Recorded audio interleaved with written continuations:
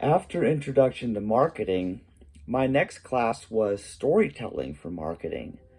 And the focus of this class was different because it was about storytelling used in marketing. So when somebody is trying to sell a product or trying to advertise it, if they tell a story that people relate to, that's going to catch people's attention. It was during this time that I learned about types of stories. I learned about the popular story framework of the hero's journey. I learned about character archetypes. I learned about all kinds of psychological things. And I don't really consider myself much of a storyteller. I'm not somebody who really understands stories very well. I'm very much a this happened and this happened and this happened. I don't really get concepts very well. But upon reading the material and watching the example videos, I started realizing that the hero's journey was embedded in just about every single video game or every book or movie that ever existed.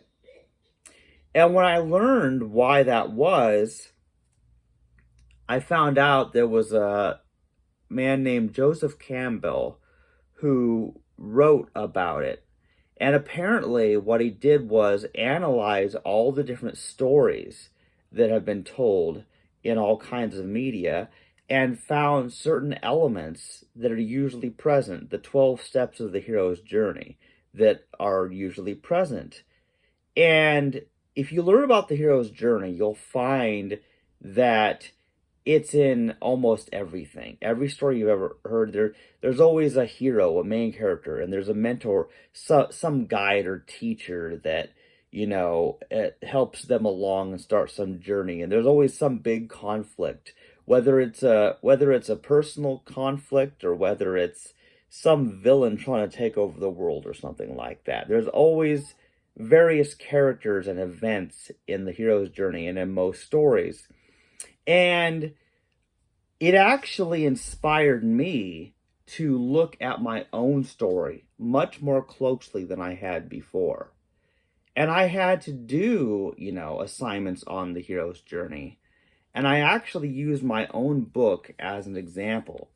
And I started realizing that even though when I wrote this book, I was telling about a series of dreams, I didn't realize that I was the hero in the story, the main character.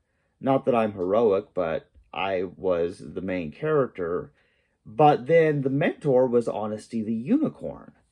And I was just thinking about how ironic it is that I didn't know about the hero's journey, and yet throughout my series of books, there it is staring me in the face.